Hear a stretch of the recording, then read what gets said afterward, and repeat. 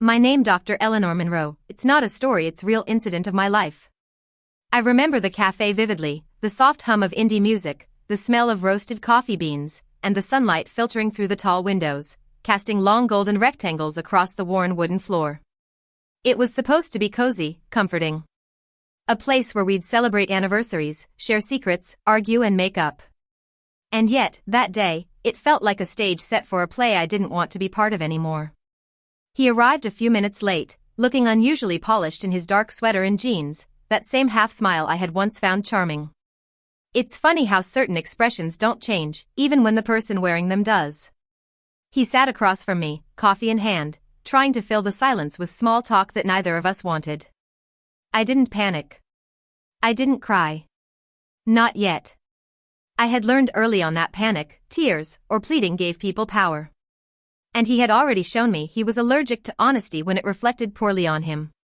"You look good," he said finally, as if noticing my presence for the first time. The words were polite, but they carried weight, the kind that comes with an unspoken apology, or maybe guilt. "Thanks," I replied, letting my voice be calm, neutral. Not cold. Not warm. Just steady. Like a mirror reflecting his own image back at him. He hesitated, then took a deep breath. I watched him, attentive, noting the subtle fidget of his fingers, the tiny flinch of his shoulders.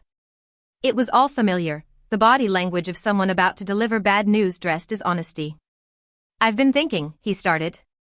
And I knew. I had trained myself to listen to tone, to words, to pauses. I could tell when someone was about to break your heart. "You're incredible," he said. That word, incredible, once carried weight, but now it felt hollow. A prelude to the next words that would pierce clean through. "You're too mature," he continued. "Too smart.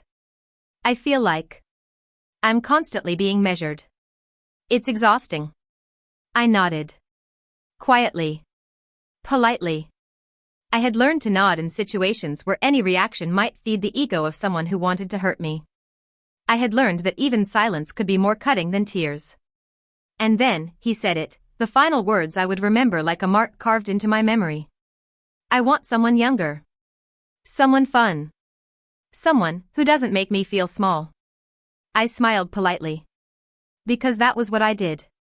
Smiled when I wanted to shatter. Smiled when my chest ached like it had been split open with a knife.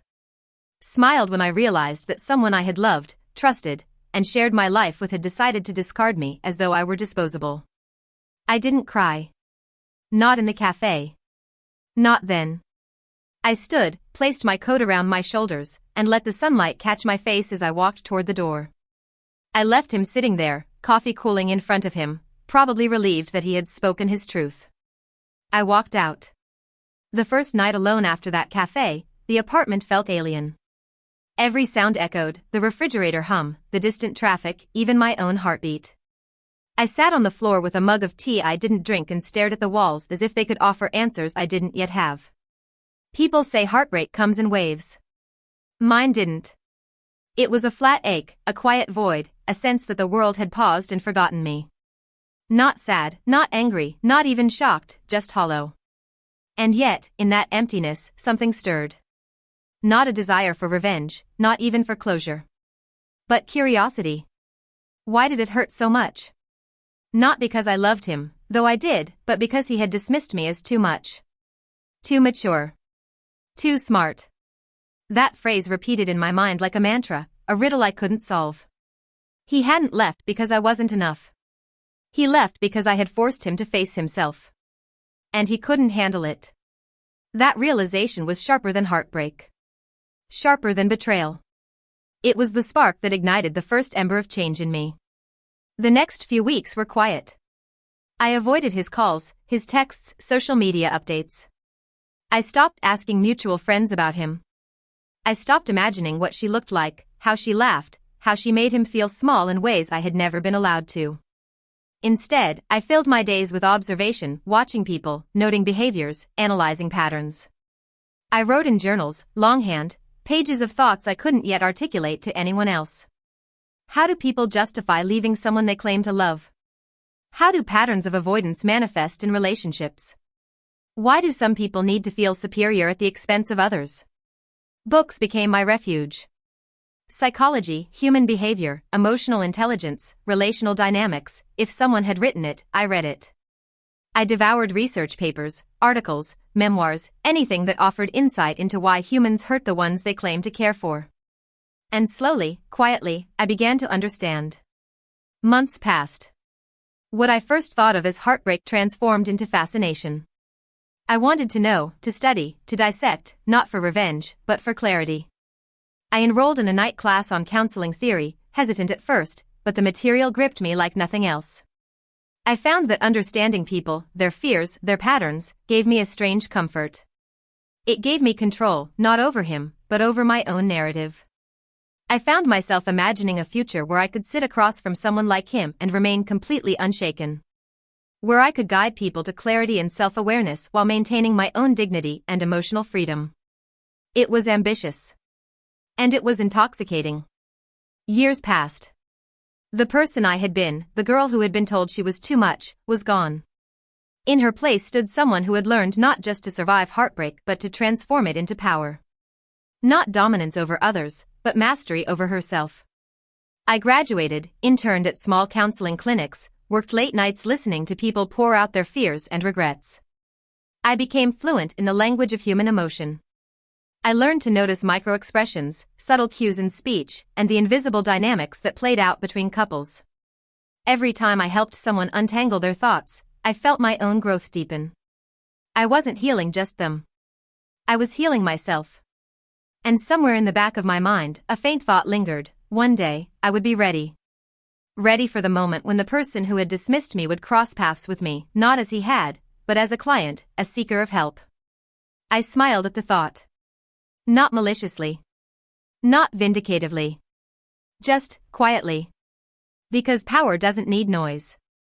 It doesn't need revenge in the cliched sense. It simply exists. The day came sooner than I expected. It was a Thursday afternoon. My office was quiet, sun streaming through the blinds, casting striped shadows across the floor. I reviewed my intake forms while sipping lukewarm coffee. The name on the 3 o'clock slot didn't trigger anything yet, just a mid-30s couple, seeking help for trust and communication issues. I greeted them professionally as they walked in. And then I saw him. Time froze for a fraction of a second. There he was, older now, eyes tired, shoulders slumped with the weight of years spent evading emotional growth. Beside him, a woman. Not the girl from old photographs, not the fun younger replacement, but A. The first few months after the cafe weren't dramatic. No one noticed. I didn't post quotes about heartbreak on social media. I didn't cry into the pillows or drown myself in wine. I did what I always did when life became unbearable. I observed. I studied. I dissected every emotion that rose within me like a scientist peering through a microscope. Heartbreak, I realized, wasn't just sadness. It was a complex interplay of ego, expectation, and perception. It was projection. It was fear. And most importantly, it was entirely understandable, if you had the right framework. I bought my first psychology book one evening, tucked into the corner of my small apartment, the city lights bleeding through the blinds. Emotional Intelligence by Daniel Goleman. I read it cover to cover in one night. Every page was a revelation. How emotions govern decisions. How people hurt those they love when they feel threatened. How avoidance is often mistaken for indifference. I marked passages. I wrote notes in the margins. I thought of him. Not in the obsessive, why did he leave me way, but in the analytical way. Why had he left me? Why had he chosen someone younger, more fun? What fear did that satisfy? And slowly, quietly, I realized the truth. It wasn't about me. It was about him. His insecurities. His inability to sit with someone who saw him fully, someone who refused to let him off the hook for emotional laziness. For the first time, heartbreak felt less like a curse and more like a lens. I began journaling. Every thought, every flash of memory, every pang of emotion went onto the page. I wrote about the cafe, the words he said, the way he shifted his weight when he lied. I wrote about the evenings spent alone, tracing the lines on my hands and wondering why I had felt small for so long. And then I started writing about patterns I noticed, not just in my relationship, but in others. Friends complaining about partners who avoided intimacy. Colleagues silently enduring disrespect. People endlessly repeating the same mistakes because they couldn't recognize their own patterns. I realized something important. I wasn't just grieving a man. I was grieving the lack of understanding people had about themselves. That realization became an obsession. I enrolled in a night course at a local community college, Introduction to Counseling. My first class was awkward. I was the quiet one at the back, taking notes furiously while everyone else whispered and laughed. The professor spoke about empathy, boundaries, and active listening. My notebook quickly filled with annotations, questions, and sketches of potential frameworks I could use to analyze interpersonal dynamics. By the end of the semester, I was hooked. I devoured case studies. I read about attachment styles, avoidant, anxious, disorganized, and saw reflections of him everywhere. His need to escape from emotional depth. His compulsion to seek validation through superficial admiration. His arrogance disguised as charm. And I began to see a pattern in myself, too. My tendency to absorb responsibility for his feelings. My initial instinct to rationalize his behavior. My generosity of spirit that left me vulnerable. Understanding myself became as important as understanding him. The months turned into years. I took more courses. I earned certificates. I began volunteering at a local counseling center, sitting quietly as clients spoke their truths, sometimes confessions, sometimes accusations, sometimes just raw pain. I listened. I learned. I honed the skill of observing not just what was said, but what wasn't. The silence. The hesitation. The body language. The micro-expressions that revealed far more than words ever could. Every time someone came to me seeking clarity, I felt the satisfaction of understanding, not revenge, not validation, just clarity. And each time, I felt a quiet sense of power. Knowledge, I realized, was the ultimate form of control. Control over myself, control over my own emotions, control over the chaos of human behavior. At night, I would sit in my small apartment, a cup of tea in hand, and think about him. Not in longing, not in bitterness, but as a study. I analyzed every conversation, every argument, every memory. I asked myself, why had he chosen what he did? What had he feared most? And what would happen if he ever sat across from me again? I imagined it sometimes, almost like a daydream. Him coming to me, not as a partner, not as a lover, but as someone seeking guidance. I pictured the calm control I would have, the steady gaze, the ability to see through his deflections without a single flicker of emotion betraying me. The thought made me smile quietly to myself. Not out of cruelty, but out of anticipation. During this period, I also had to rebuild the personal parts of my life he had overshadowed. Friends who had distanced themselves. Hobbies I had abandoned. Confidence that had been eroded under the weight of feeling too much. I learned to travel alone. To take myself to movies, restaurants, museums. To enjoy my own company without feeling incomplete. I learned to love my own voice, my own opinions, and the subtle nuances of my intelligence. Every day, I felt less like a woman defined by someone else's inadequacy and more like a person in control of her own destiny. One day, while reading a case study about couples in therapy, a thought hit me like lightning. What if I could help people see themselves clearly? Not just to avoid heartbreak, but to understand it before it happened? To recognize patterns before they repeated themselves? I felt a thrill. This was bigger than me. Bigger than him. Bigger than heartbreak. This was the power of understanding, of insight, of turning pain into a tool for growth. And that was when I decided. I would become a licensed therapist. Not just anyone. A couples therapist. One who specialized in guiding people through the exact kind of dysfunction that had once destroyed my life. It wouldn't be easy. Licensing exams. Clinical hours. Supervised practice. Endless reading. Endless learning. Endless facing of human darkness. But the idea excited me. Not revenge. Not pride. But mastery. The ability to sit across from someone, fully aware of their patterns, without fear or attachment, and simply guide them to see themselves. The following years were a blur of determination. I went to university, majored in psychology, and sought internships wherever I could. I absorbed the theories of attachment, emotional intelligence, and behavioral psychology like a sponge. I listened to colleagues, mentors, and patients alike.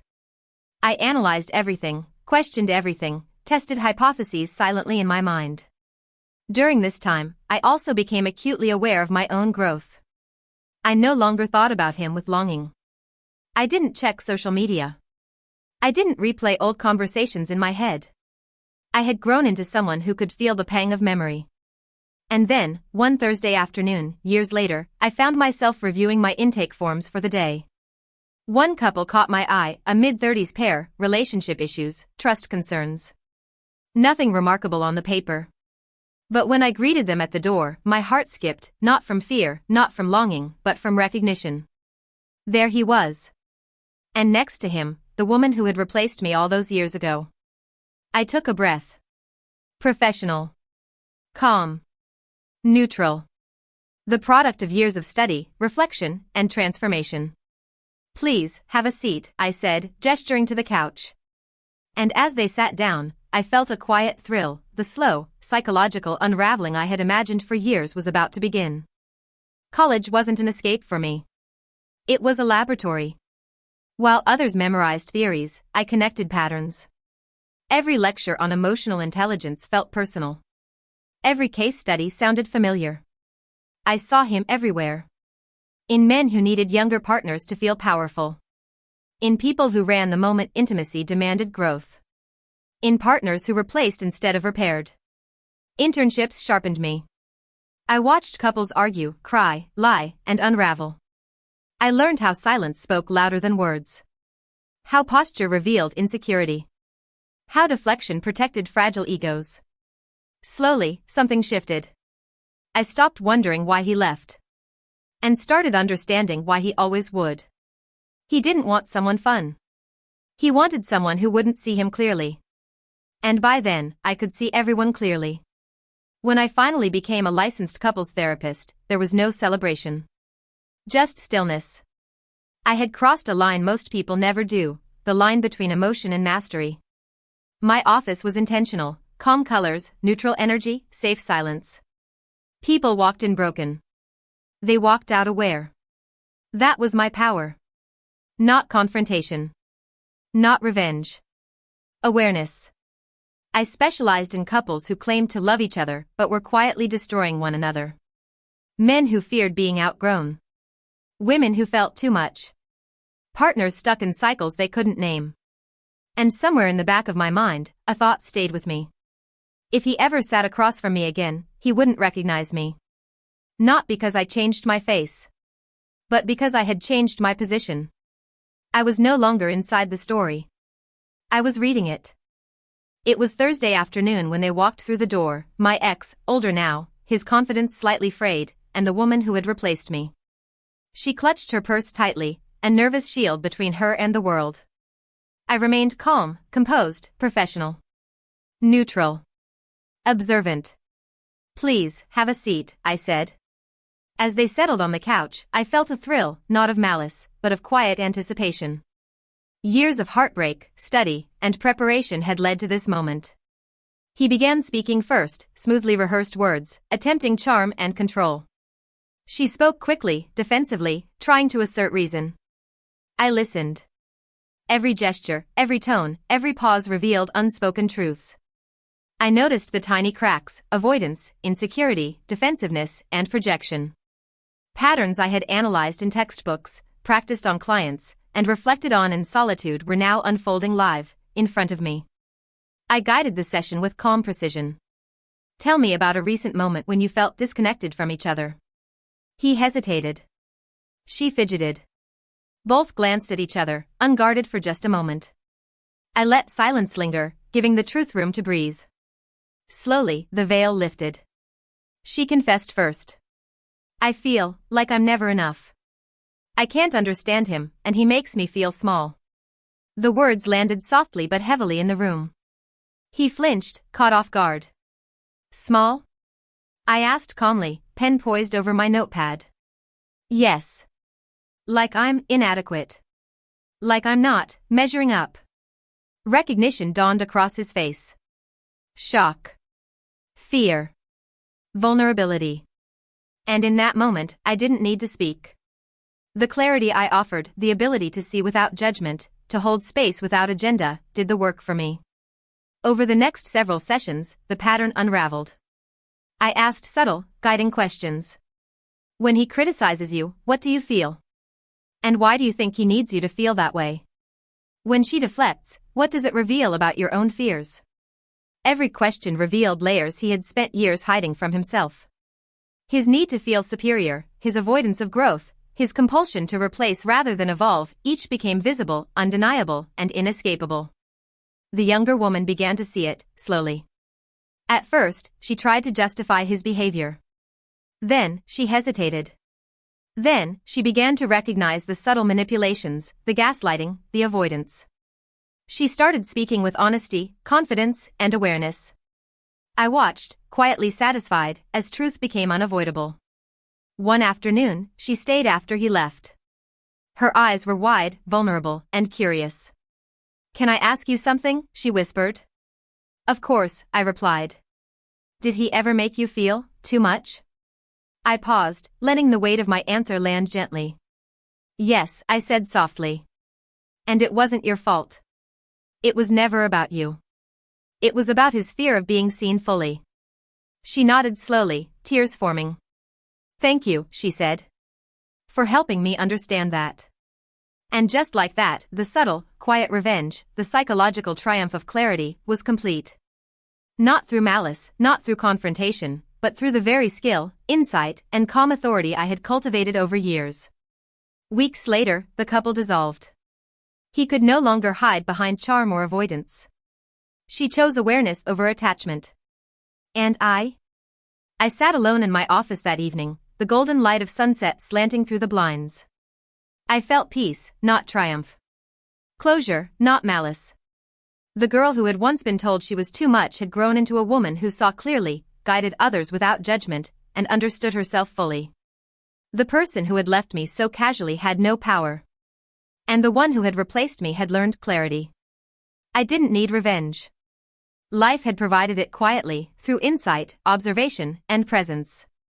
I leaned back in my chair, sipping lukewarm tea, and smiled softly. Years of heartbreak, study, and patience had led to this moment, not vindication, but mastery. And for the first time in a long time, I felt complete.